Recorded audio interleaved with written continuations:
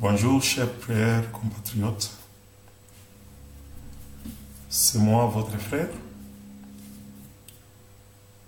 J'ai besoin aujourd'hui que nous puissions d'abord éclaircir de tous les événements qui se passent dans notre pays. C'est pourquoi je me suis vraiment donné cette audace de produire cette vidéo. Parce que si nous, le peuple congolais, nous restons calmes, personne ne viendra pour parler à notre part. C'est-à-dire, nous sommes obligés, chacun de nous, partout où vous êtes, de se prononcer. Parce que ce qui se passe dans notre pays, mes frères et sœurs, je ne sais pas dans quel pays un peuple peut tolérer et accepter inacceptable comme nous les Congolais. On a joué de nous à ce point que nous ne sommes pas à se retrouver de qui il s'agit derrière tous ces événements. Nous risquons de condamner tout le monde. Nous risquons de condamner le monde entier et toutes les organisations. Mais ce sont les mêmes acteurs qui sont derrière ces événements. L'objectif, c'est pour exterminer le peuple congolais et que le pays soit mis en otage comme une entreprise d'un seul homme.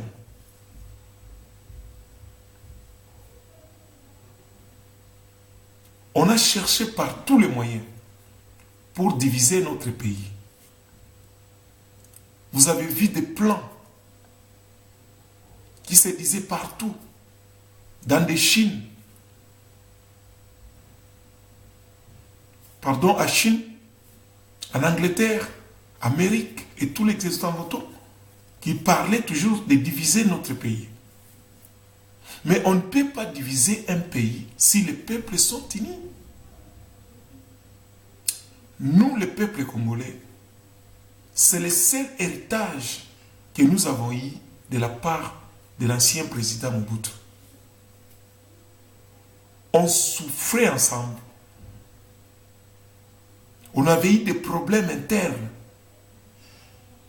Mais ça nous a donné encore la force de se réunir pour que nous soyons un. Et aujourd'hui, ça devient difficile. Je ne sais pas qui peuvent venir nous diviser. Qu'ils soient les traîtres qui sont au milieu de nous, qu'ils soient les gens de mauvaise cœur qui cherchent par tous les moyens pour nous diviser. Mais ils n'ont pas réussi. Parce que à ce stade que nous sommes arrivés, il n'y a que Dieu qui se lève pour combattre à ce qui concerne notre pays. On nous tire, on nous pousse dans des misères, dans des souffrances. Mais Dieu reste Dieu. Dieu reste Dieu.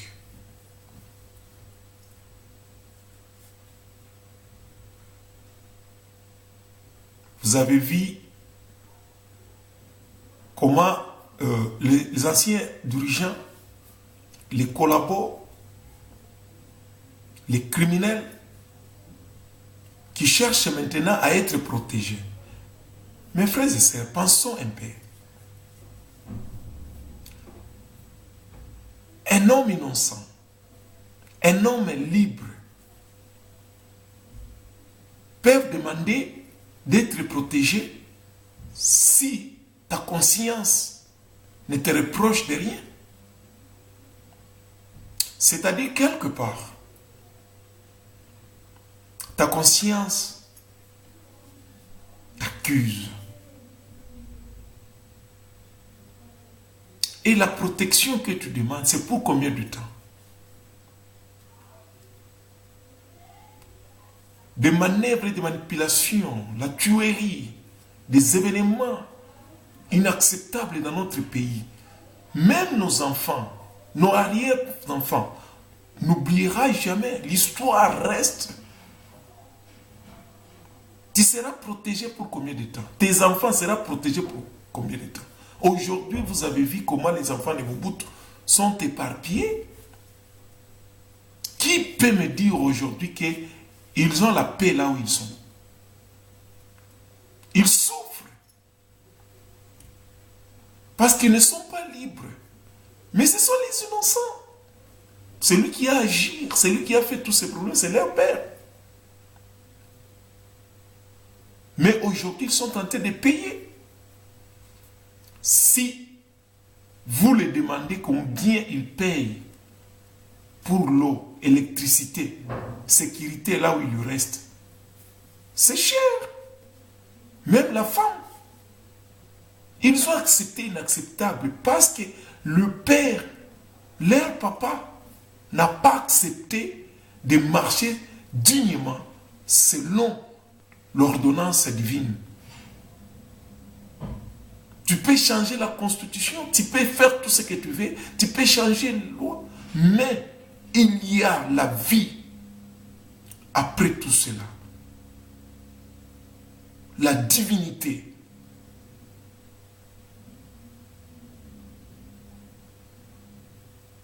Mes frères et sœurs, qu'ils cherchent d'être protégés aujourd'hui, qui va vous protéger? Les gens qui vous ont fait du mal, les gens que vous avez massacrés, des familles restent aujourd'hui incomplets. C'est à cause de vous. Les enfants de la rue.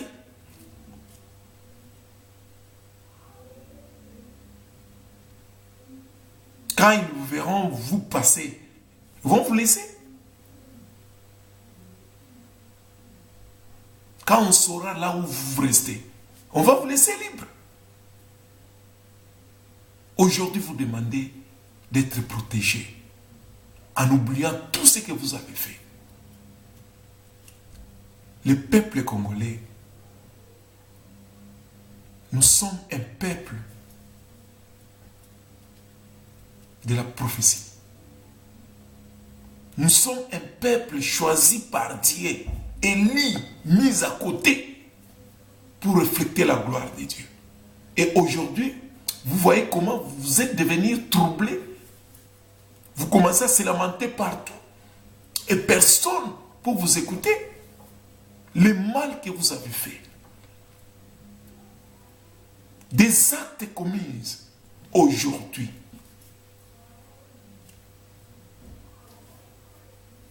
Ça commence maintenant à vous mettre mal à l'aise. Et je communique à ceux qui continuent encore à faire souffrir les enfants de Dieu. C'est peut-être parce que vous n'avez pas eu encore le temps de demander ce qui se trouve dans la situation. Demandez à vos amis. Il va vous dire comment ils sont en train de vivre. Tu ne peux pas protéger ta famille et déstabiliser l'autre famille. Tu ne peux pas chercher à te protéger quand toi tu amènes des troubles dans les familles des autres. Combien de familles que vous avez dispersées? Mais quand on dit qu'il faut vous protéger, même les pays étrangers qui vous demandent à vous protéger, c'est pour combien de temps? C'est pour combien de temps? Il faut se demander. Il sera protégé même tes enfants, ta génération. Les noms restent. Nous sommes touchés de tous les mal que vous avez fait dans notre pays. Piller, vous pouvez piller. Parce que même l'argent que vous êtes en train de piller ne vous aide pas. Vous êtes toujours malheureux, pauvre. Parce qu'un homme riche ne marche pas avec l'argent. Un homme riche ne compte pas l'argent. Mais l'honneur, de valeur, c'est ce qui est utile. Mais aujourd'hui, vous commencez à enterrer l'argent. Vous commencez à marcher après. Vous n'êtes pas libre. Ça, ce n'est pas la richesse. Ça, ce n'est pas la richesse. Je vis dans un pays, là où les gens qui se respectent, vous voyez un homme qui se passe simple là. Mais quand vous s'approchez de lui et voir qui il est, tu vas t'agenouiller et adorer la personne. Il est riche, il a tout, mais simple.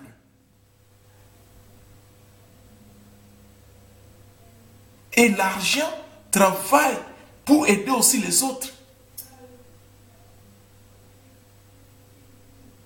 Il est là. Il est en train d'aider les pauvres.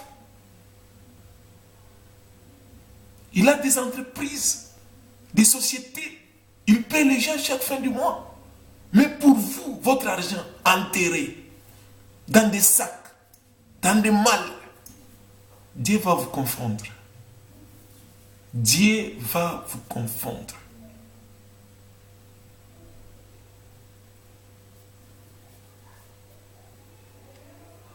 J'ai appris que le Messie cherche à parler. Tu vas parler quoi? Tu vas dire quoi, Kabila? Tu vas dire quoi? Je m'étonne. Je me demande si réellement tu es un homme. Si réellement que tu es un homme créé par Dieu. Un père de la famille. Un responsable. Tu vas dire quoi? Si ce n'est pas seulement dire démissionner et dire au revoir au peuple congolais, tu vas dire quoi par ça? Tu vas dire quoi? Qu'est-ce que tu vas dire encore? 17 ans de la tuerie, 17 ans de pillage, 17 ans de la souffrance. Et aujourd'hui, tu te tiens debout devant le même peuple. Tu vas dire quoi?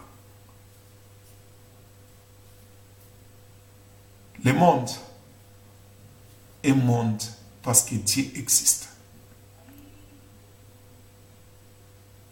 Tu peux faire tout ce que tu veux. Mais un jour,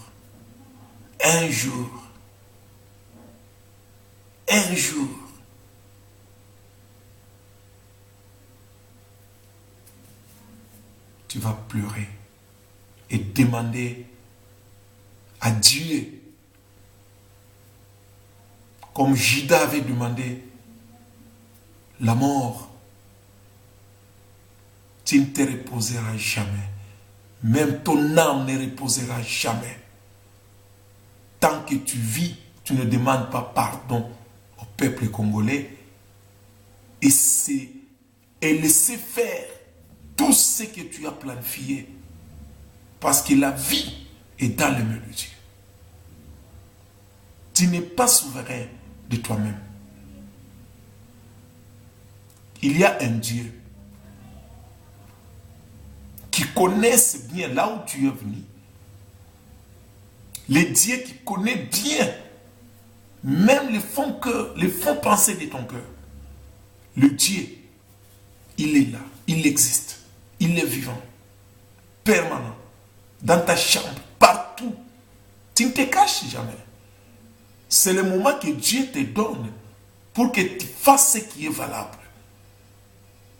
Mais si tu continues à faire ce que tu es en train de faire, mon frère, je te dis, tu vas pleurer bientôt là. Tu vas pleurer bientôt là.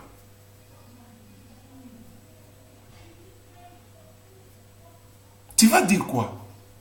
On t'attend demain. On vous attend. Parle. Si ce n'est que démissionner et demander pardon.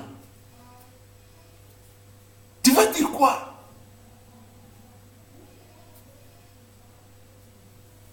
Tu vas dire quoi?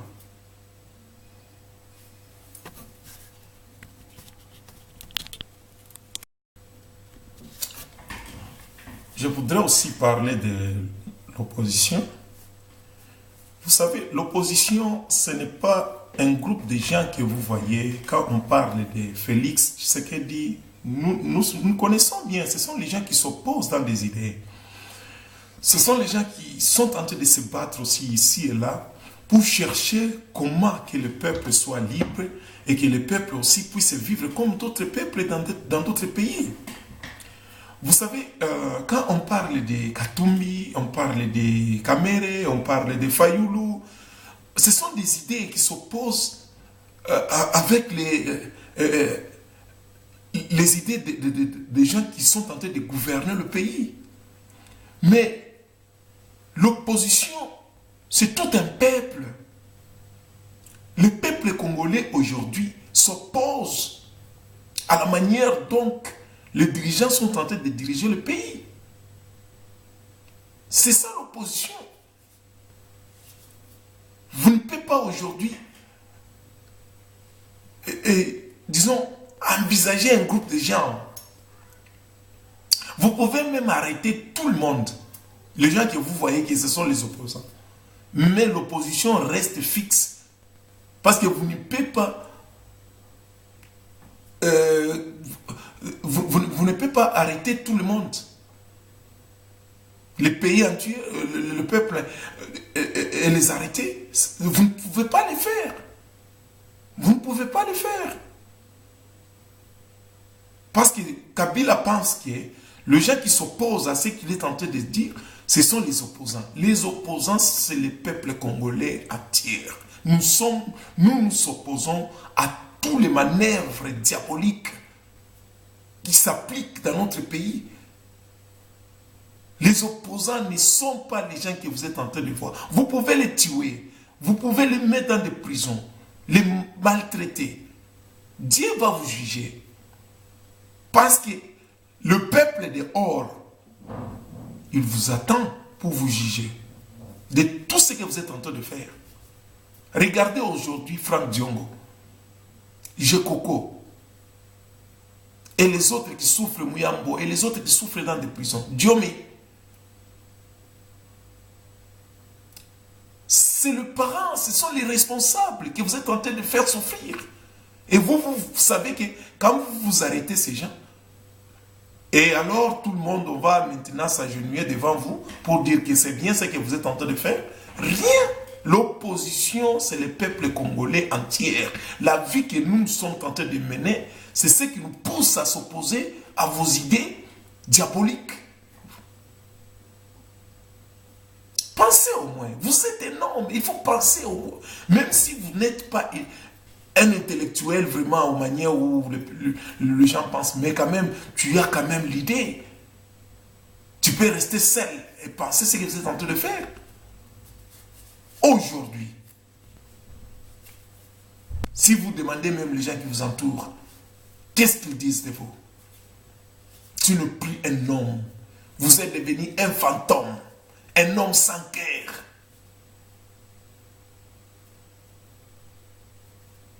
Vous êtes en train de faire souffrir les parents des autres. Les frères. Des gens responsables. Parce qu'ils s'élèvent contre votre bois. Mon frère Zef, sache bien que nous avons eu des gens dans ce monde. Idi Amin Dada, Mobutu, Hitler. Il y a des noms que vous connaissez, les dictateurs. Mais aujourd'hui, on ne parle plus d'eux. Et leurs familles, leurs amis, les gens qui le poussaient de faire ce qu'ils étaient en train de faire, aujourd'hui sont tous disparus.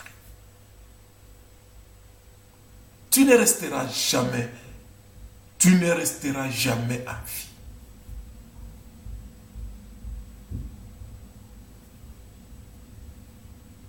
Vous êtes en train vraiment de troubler les gens. Vous amenez des désordres total dans le foyer. Les enfants ne respectent plus les parents.